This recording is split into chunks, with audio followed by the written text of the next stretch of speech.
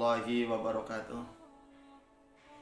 Innal hamdalillah wassalatu wassalamu ala Rasulillah Muhammad ibni Abdillah wa ala alihi wa sahbihi wa man wala. La haula wa la quwata illa billah, amma ba'du. Shaimin shaimat rahimakumullah. Alhamdulillah, pada hari ini kita berada di bulan Ramadan yang disebut dengan Sayyidus Syuhur. Marhaban ya Ramadan, marhaban syahrul syiyam. Marhaban ya Ramadan, marhaban syahrul qiyam. Marhaban ya Ramadan, marhaban syahrul Quran.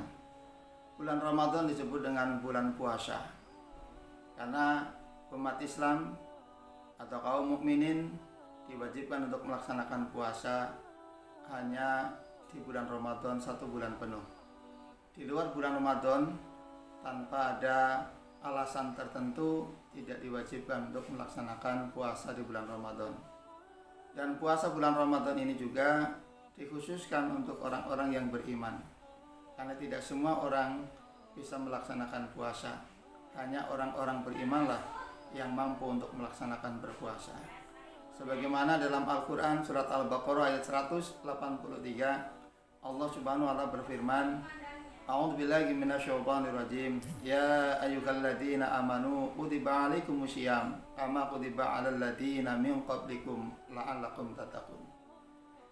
Ya ayyuhalladzina amanu, wahai orang-orang yang beriman, diwajibkan atas diri kamu untuk melaksanakan puasa sebagaimana diwajibkan orang-orang terlebih dahulu sebelum kamu, supaya kamu menjadi orang bertakwa. Dari ayat ini ada beberapa yang perlu kita kaji, bahwa khitab atau panggilan Allah untuk melaksanakan puasa itu bukan secara umum kepada manusia, bukan secara umum kepada orang Islam, tetapi khususkan adalah orang-orang yang beriman. Ya ayyuhalladzina amanu, wahai orang-orang yang beriman. Artinya ketika mereka bukan orang yang beriman, tentunya tidak mungkin akan mampu untuk melaksanakan puasa. Tetapi kalau dirinya orang beriman, insya Allah dikuatkan oleh Allah untuk melaksanakan puasa di bulan Ramadan. Apa tujuan Allah menjadikan kita untuk melaksanakan puasa di bulan Ramadan? La'allakum tattaqun, supaya derajat kita naik dari orang-orang yang beriman menjadi orang-orang yang bertakwa. Ramadan syahrul qiyam. Ramadan juga disebut dengan syahrul qiyam atau qiyamul lail. Ada ibadah sholat sunnah yang hanya dilakukan di bulan Ramadan dan tidak disunahkan untuk dilakukan di luar bulan Ramadan, yaitu yang disebut dengan sholat tarawih. Sholat tarawih ini adalah sholat istimewa yang dilakukan oleh umat Rasulullah SAW dari mulai Nabi SAW sampai hari ini. Memang sholat tarawih ini adalah hukumnya sunnah mu'akadah, bukan sampai kepada wajib, tetapi sunnah yang sudah mendekati kepada kewajiban. Sholat sunnah tarawih ini jangan sampai ditinggalkan atau lupa-lupa ketinggal atau barangkali sengaja untuk ditinggalkan, karena sholat tarawih ini hanya dilakukan pada bulan Ramadan dan tidak disunahkan di luar bulan Ramadan. Apa keistimewaan daripada sholat tarawih? Sholat tarawih ini ada keistimewaan, bahkan ibadah-ibadah sunnah di bulan Ramadan ini ada keistimewaan. Barang siapa yang melakukan kesunahan di bulan Ramadan, itu sama dengan melakukan kewajiban di luar bulan Ramadan. Berarti seseorang yang melakukan sholat tarawih di bulan Ramadan, hakikatnya dia sama dengan melakukan sholat wajib di luar bulan Ramadan.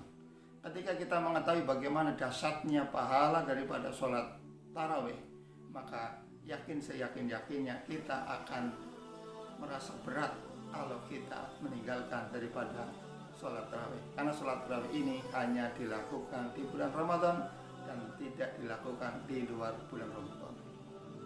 Hadirin rahimakumullah, yang selanjutnya Ramadan disebut dengan syahrul Quran. Kenapa Ramadan disebut dengan bulan Al-Quran? Karena di bulan Ramadan adalah bulan di mana Allah menurunkan Al-Quran. Disebutkan di dalam Al-Quran, A'udzubillahi minasyaitonirrajim, Syahrul Ramadan alladzi unzila fihil Quran hudan linnasi wa bayyinatin minal huda wal furqan.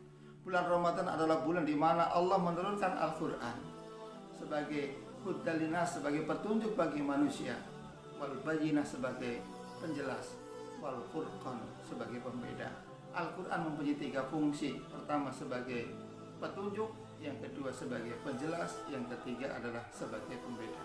Kalau kita ingin menjadikan diri kita menjadi aman, sukses dunia dan akhirat, maka jadikan Al-Quran sebagai petunjuk yang pertama dan utama, di samping dengan petunjuk-petunjuk yang lainnya.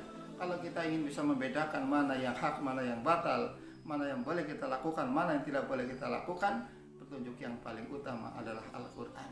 Kemudian Al-Quran diturunkan berangsur-angsur selama 22 tahun, 2 bulan, 22 hari. 10 tahun berada di periode pertama di Mekah, dan 13 tahun berada di periode kedua di Madinah.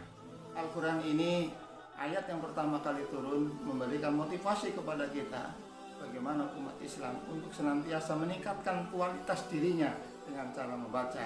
Itu Al-Quran surat Al-Alaq ayat 1 yang bunyinya Iqra bismi rabbikal ladzi khalaq. Bacalah dengan menyebut nama Tuhanmu yang menciptakan. Artinya Allah Subhanahu wa taala senantiasa memotivasi kepada diri kita untuk senantiasa membaca, baik membaca dalam arti tekstual ataupun membaca dalam arti kontekstual. Kita umat Islam untuk membaca dunia secara umum, membaca permasalahan hidupan, bahkan membaca alam semesta yang diberikan oleh Allah kepada kita. Dengan kita banyak membaca, dengan kita banyak bertadabbur, dengan banyak kita merenung akan ciptaan Allah, maka muncul rasa syukur kita kepada Allah Subhanahu wa taala, sehingga Al-Qur'an ini mampu menginspirasi, bahkan Al-Qur'an menjadi fondasi dalam hidup kehidupan. Marhaban ya Ramadan, mudah-mudahan Allah memberikan kekuatan kepada kita untuk senantiasa bersyukur. Dan di bulan Ramadan ini mari kita laksanakan ibadah baik yang sunnah ataupun yang fardu dengan sepenuh hati, hanya mengharapkan ridhonya Allah Subhanahu wa taala, dengan harapan kita keluar dari bulan Ramadan dengan membawa predikat mitku minan nar, terbebas dari api neraka. Mudah-mudahan Allah meridhoi kita semuanya. Amin ya rabbal alamin. Wallahul muwaffiq ila aqwamit thoriq.